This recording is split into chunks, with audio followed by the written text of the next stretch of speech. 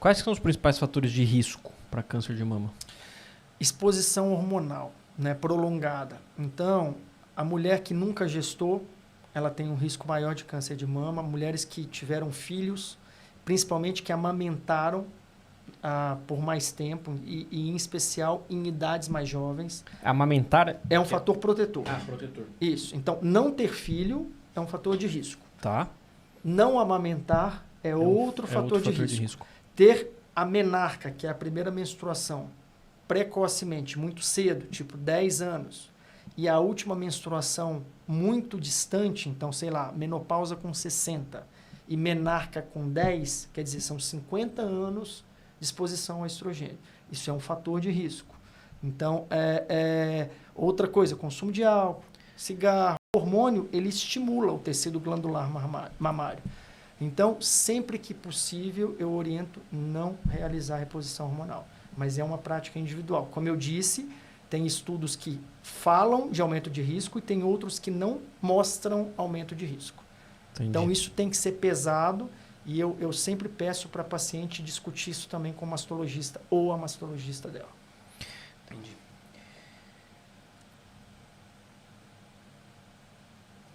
E aquela história, toda mulher que tem um histórico familiar, né? Teve mãe, tia, que teve câncer de mama. Qual que é a chance dessa mulher ter? E tem a mastectomia profilática, né? Quando que geralmente ela está indicada?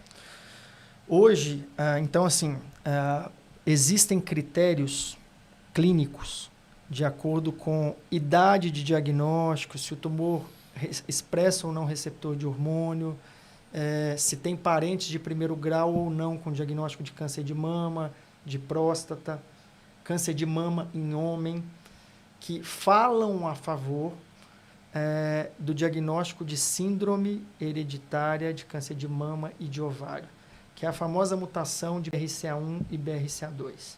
Né? Quando o paciente entender BRCA1 e BRCA2 é um gene. São genes daquela maquinária que a gente comentou de reparo do DNA. Então, os erros ocorrem quando o BRCA está intacto, ele ajuda no processo de reparo. Exato. Então, quando o paciente preenche critérios clínicos para se pensar numa síndrome hereditária, a gente pede o teste genético. E aí o teste genético ele pode dizer se o paciente tem ou não mutações que estão relacionadas com câncer. Certo? Se o paciente tiver a mutação específica nesses genes que eu citei, então BRCA1 e BRCA2 são os mais estudados, embora tenham outros como ATM, SHEC2, mas os principais, os mais estudados, BRCA1 e BRCA2. Quando existe mutação que é patológica e que tem risco aumentado de câncer nesses genes, o médico pode sugerir para a paciente que ela faça a cirurgia preventiva para diminuir, porque assim, só para você ter uma ideia, se a paciente tiver mutação em BRCA1, até os 60, 70 anos, ela tem 60, 70% de risco de ter câncer de mama. É mais fácil ela ter do que não ter. E também de ovário, só que numa proporção menor, ao redor de 40%. Então, o indicado é que você, quando ela tiver ao redor de 40, 45 anos, retire as duas mamas e também os ovários e as trompas, para diminuir a chance de futuramente ela desenvolver o câncer. Como a probabilidade é muito alta, tiveram estudos que mostraram que quem faz a cirurgia vive mais do que quem não faz a cirurgia. E é isso que a gente tenta fazer na medicina. Qualquer procedimento que a gente faça, a gente visa mudar o histórico natural. Aumentar a sobrevida, né? Aumentar a longevidade, né? Que o pessoal fala bastante. Mas, além de tudo, não só aumentar a longevidade, mas com qualidade de vida. Exato. Então, se houver mutação específica nesses genes, sim, é possível fazer a retirada das duas mamas, dos dois ovários, das duas trompas. Então, o exame padrão, mamografia, recomendação de idade em geral após os 40 anos de idade. Tá? E com relação aos tratamentos, o que a gente tem aí de... A cirurgia ela é necessária para todo mundo?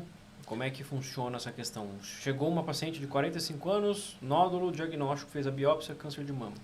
A cirurgia ela é parte do tratamento em algum momento. não necessariamente como tratamento inicial.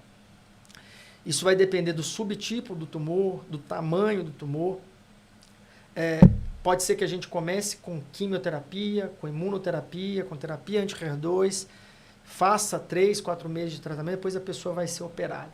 Mas a cirurgia é parte do tratamento, sempre que eu tenho doença localizada, quando a doença não é disseminada pelo corpo. Quando a doença é metastática, a cirurgia perde o impacto. Sim. E o tratamento sistêmico é o principal.